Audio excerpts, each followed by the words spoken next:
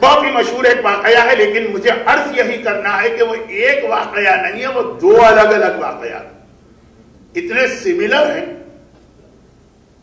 کہ بعض اوقات پڑھے لکھے لوگ بھی کنفیوز ہو جاتے ہیں، ایک ہی واقعہ سمجھتے ہیں۔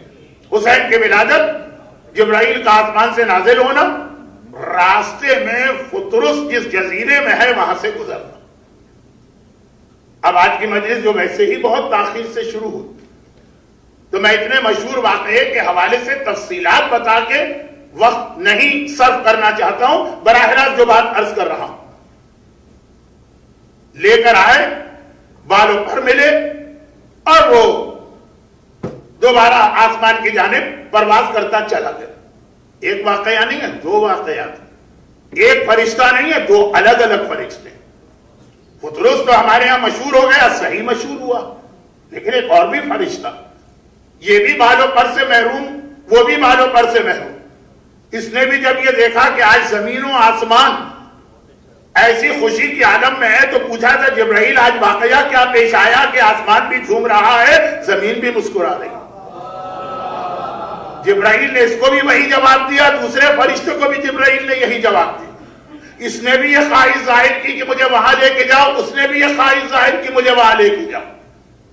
اب جو دونوں آئے، ابھی تک واقعہ بالکل یکساں سملر، جب آئے تو روایتوں میں ہے کہ ایک کو حسین کے گہوارے سے مس کیا، بالوں پر ملے، ایک کو حسین کے بدن سے مس کیا اور بالوں پر ملے۔ دو الگ الگ واقعات جو شروع سے لے کے سیکنڈ لاسٹ جملے تک ایک جیسے چل رہے ہیں۔ جب آخری مرحلہ آیا تو وہاں ایک فرق ہو گیا۔ میں ناموں کی پیچیدگی میں آپ کو نہیں ڈالنا چاہتا ہوں، اس لیے میں نام بھی نہیں لے رہا، ایک فرشتہ اور دوسرا فرشتہ۔ ایک کو بدن سے مس کیا گیا تو بالوں پر ملے، ایک کو خالی گہوارے سے مس کیا گیا تو بالوں پر ملے۔ کوئی پیغام بھی اس میں سمجھ میں آ رہا؟ دونوں فرشتوں کے لیے ایک طریقہ کار کیوں اختیار نہیں کیا گیا؟ اس میں کوئی پیغام سمجھ میں آ رہا؟ جی ہاں، پیغام سمجھ میں آ رہا، اور وہ یہ ہے کہ اگر دونوں فرشتوں کو حسین کے جسم سے مس کر کے بالوں پر مل جاتے، تب بھی اعتراض کرنے والوں کے پاس اعتراض کا ایک موقع ہوتا، اور اگر دونوں کو گہوارے سے مس کر کے بالوں پر عطا کیے جاتے، تب بھی ہر چیز میں مین و میخ نکالنے والے اور کیڑے نکالنے والے وہاں پر بھی اعتراض کر سکتے تھے۔ خدا نے کہا اعتراض کا یہ دروازہ بھی بند کرنا، اعتراض کا وہ دروازہ بھی بند کرنا۔ ایک دروازہ دشمن کھولے گا، ایک دروازہ سو کالڈ اپنے آپ کو حسینی کہنے والا کھولے گا۔ اب وہ ہے کیا اعتراض؟ آپ کے بھی سنے ہوئے ہیں بہت زیادہ، کہ اگر یہ کہا جاتا کہ گہوارے سے مس کرو دونوں کو گہوارے سے مس کرو، تب بھی ایک اعتراض ہوتا، جسم سے مس کرو تب بھی ایک اعتراض ہوتا، گہوارے سے مس کرو تو کیا اعتراض ہوتا؟ بھائی دشمن کا ذہن رکھ کے سوچئے گا، اپنا مومن ذہن تھوڑی دیر کے لیے پردہ ڈال دیجئے، دشمن کا ذہن کیا اعتراض ہوتا؟ اعتراض اگر دونوں کو گہوارے سے مس کیا جاتا اور وہ بالوں پر حاصل کرتے تو اعتراض کرنے والا اعتراض کرتا، حسین میں کوئی خصوصیت نہیں، خصوصیت گہوارے میں، خصوصیت اس لکڑی میں ہے۔ اور پھر کیا آگے چیزیں بن جاتی ہیں؟ بہت مختصر سا واقعہ بھی سمجھ لیجئے۔ حیدرآباد دکن کے بھی کچھ مومنین اس مجلس میں ہیں، اگرچہ بہت کم ہیں لیکن ہیں۔ حیدرآباد دکن کی ایک مجلس کا واقعہ، ممبر کی تاریخ پہ آج تک سب سے بڑا جو خطیب آیا، اردو ممبر، کہا جاتا ہے کہ شمس العلماء مولانا سبط حسن صاحب علی اللہ مقامہ، ممبر کی تاریخ میں، اردو ممبر میں ان سے بڑا خطیب آج تک کوئی نہیں آیا۔ اور صاحبان علم کو پتا کہ بعد کے علماء ذاکری کے جو نکات یا نکات بیان کرتے ہیں وہ سارے یا اکثریت اس میں مولانا سبط حسن صاحب ہی کی ہے۔ حیدرآباد دکن میں مجلس پڑھ رہے ہیں اور سامنے نظام حیدرآباد بیٹھے، اور ایک مرتبہ بیان ہو گیا جنگ خندق، اور یہ کہ میرا مولا چلا اور پیغمبر نے علی کو جاتا دیکھا اور کہا کہ برز الایمان کل الی الکفر کل ایمان، کل کفر کے مقابلے میں جا رہا۔ تو ایک بار نظام نے ہاتھ اٹھا کے ایک اعتراض کیا کہ ٹھہرو مولانا، ایک بات تو بتاؤ، کیا مسلمان اس وقت بھی اتنے غریب تھے یا اللہ کے رسول کے پاس ایسا بھی نہ تھا کہ اپنے بھائی کو، اپنے داماد کو، اپنے وارث کو ایک گھوڑا دے دیتے؟ عمر ابن عبدود گھوڑے پہ سوار ہو کے آیا. ہر تاریخ میں پڑھا آپ نے نا کہ ایڑ لگائی اور خندق کو کراس کیا. اب یہ سوال یہ کہ خندق کیسے اس نے کراس کر لی؟ کہ ایک جگہ خندق تنگ تھی، یہ تنگ کیسے رہ گئی؟ اللہ کے رسول کی نگرانی میں خندق کھودی گئی ہے. پیغمبر نے کہا تھا کہ اتنی چوڑائی اس کی ہونا چاہیے. وہ کون تنگ دل یا تنگ نظر تھا کہ جس نے ایک جگہ کوئی گڑبڑ کر دی؟ لیکن خیر وہ میرا موضوع نہیں ہے. گھوڑے پر سوار ہو کے آیا اور مسلمانوں کا ریپریزنٹیٹیو اور نمائندہ پیدل جا رہا. گھوڑے پر آیا تو یہاں بھی پیغمبر ایک گھوڑا تو جنگ بدر تک میں مل گیا، جبکہ مسلمان سب سے غریب تھے جنگ بدر. آخر کیوں؟ ہاں جی مجلس تو انہوں نے پڑھ دیا کہ ایک مرتبہ مولانا نے وہی برجستہ جواب دیا کہ آپ کو کیا پتا مسلمانوں کے بارے میں؟ اگر اللہ کے رسول یہ کہتے، گھوڑے پر علی کو بٹھا کے کہتے کل ایمان جا رہا، مسلمان کہہ دیتے کہ پتہ نہیں چل رہا ہے کہ علی کو کہہ رہے ہیں کہ گھوڑے کو کہہ رہے ہیں.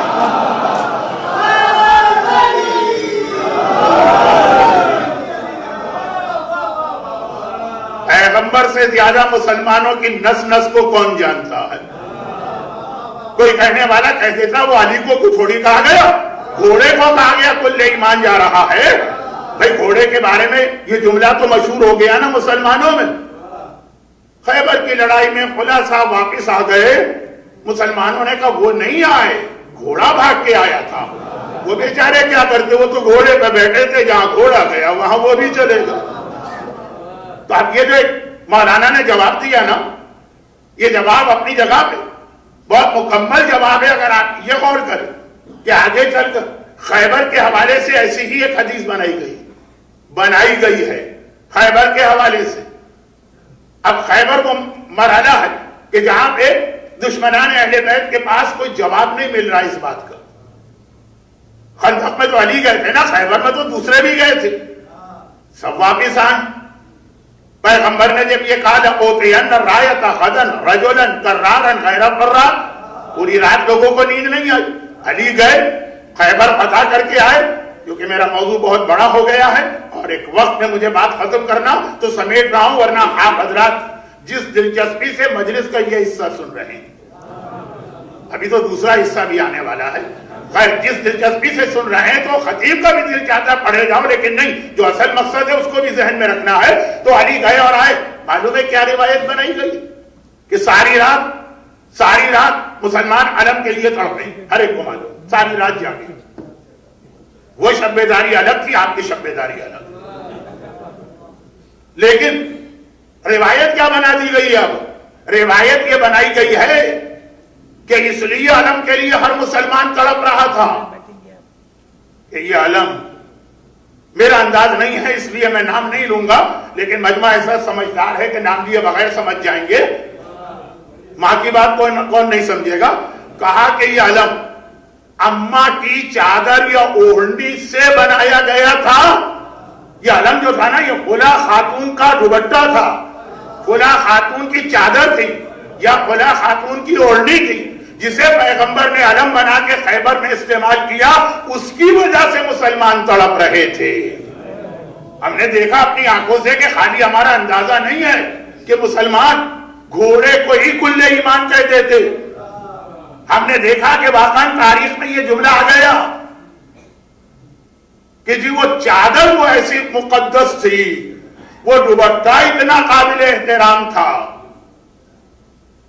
کہ جس کی وجہ سے ہر ایک کو تڑپ تھی، ورنہ خیبر کے علم میں اور کوئی خصوصیت نہیں ہے. تو اب اگر خالی گہوارے سے مس کر کے بالوں پر ملتے تو گہوارے کی بھی خصوصیت آ جاتی کہ بھئی یہ درخت جس سے یہ گہوارہ بنایا گیا، فلاں صاحب نے اپنے بچپنے میں کبھی یہ بویا تھا، ان کے ہاتھوں کی برکت سے ایسا قابل احترام درخت بن گیا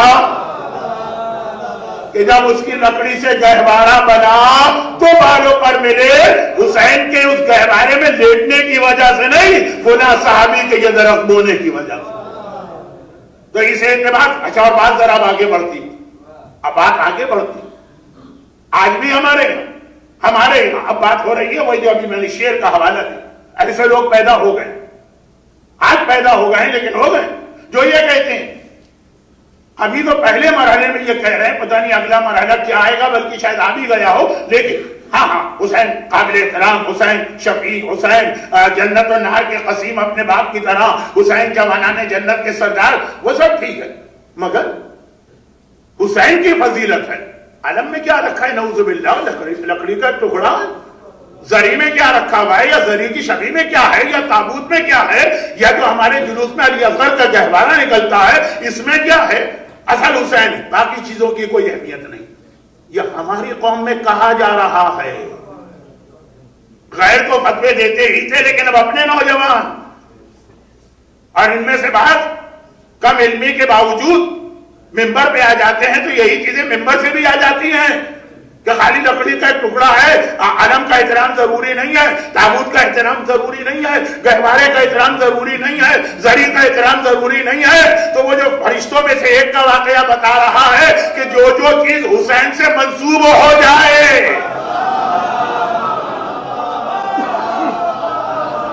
تو گہوارے کا واقعہ بھی ضروری تھا اور جسم کا واقعہ بھی ضروری تھا کہ حسین کے جسم کی فضیلت کو بھی دیکھو کہ مس ہو رہا ہے تو باجو پر مل رہے، اور اس گہوارے کی خصوصیت صرف یہ ہے کہ حسین اس میں آرام کر رہے ہیں، تو لکڑی کا وہ ٹکڑا قابل ایجاد ہو گیا، معجزہ دکھا رہا ہے، ویسا ہی معجزہ کہ جیسا حسین کے جسم کا معجزہ ہے۔ تو دونوں واقعات ضروری تھے تاکہ حسین کی اپنی ذات کی عظمت بھی سامنے آئے اور حسین سے نسبت رکھنے والی چیزوں کی عظمت بھی ہمارے سامنے آئے۔ یہ حسین، یہی وجہ کہ کربلا کی مٹی آج بھی معجزہ دکھاتی۔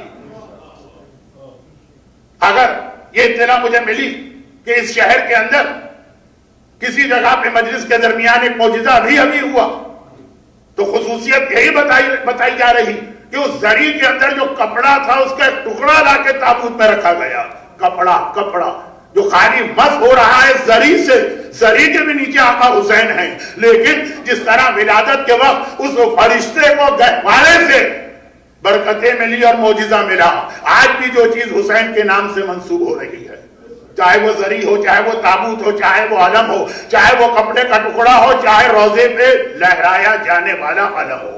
برحمتك يا أرحم الراحمين وصلى الله على محمد وآله الطاهرين